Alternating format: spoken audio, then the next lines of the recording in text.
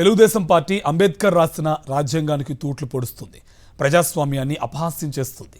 ప్రజలు ఎన్నుకున్న ప్రజాప్రతినిధులను అధికారాన్ని అడ్డం పెట్టుకుని దించేయాలని చూస్తుంది. ఉమ్మడి నెల్లూరు జిల్లాలోని Venkatagiri municipal chairperson Telugu Desam party అవిశ్వాస తీర్మానానికి కుట్రలు చేస్తుంది.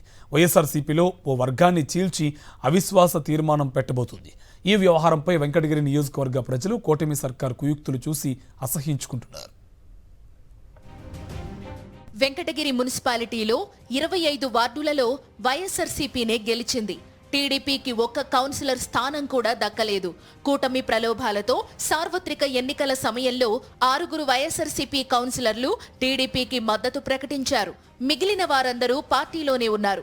ఈ క్రమంలో టీడీపీ నేతలు మున్సిపల్ చైర్పర్సన్ పదవి దక్కించుకునేందుకు కుట్రలకు తెరలేపారు. మంత్రి పొంగూరు నారాయణ, టీడీపీకి చెందిన బడా పారిశ్రామికవేత్త గంగా ప్రసాద్ కుట్రలతో దొంతు శారదకు చైర్పర్సన్ ఆశ చూపారు.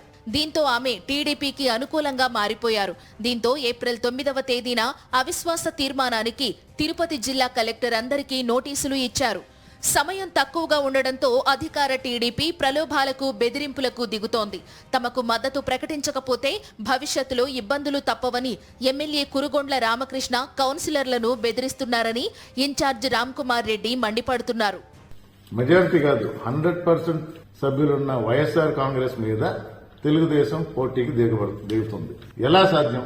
25 మందిలో ఒక్క సభ్యుడు కూడా లేదు తెలుగుదేశానికి.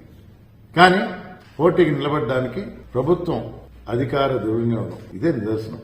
పోటీలో నిలబడడానికి కనీసం అర్హత లేకపోయినా అధికారాన్ని అడ్డుపెట్టుకుని వెంకటగిరి మున్సిపల్ చైర్పర్సన్ పీఠంపై కూర్చునేందుకు టీడీపీ నేతలు అడ్డదారి తొక్కుతున్నారని ప్రజలే దుమ్మెత్తిపోస్తున్నారు. ఆధిపత్యం చూపించుకోవడానికి అధికారాన్ని అడ్డంగా వాడుకోవడం ఏంటని నిలదీస్తున్నారు ప్రజలు.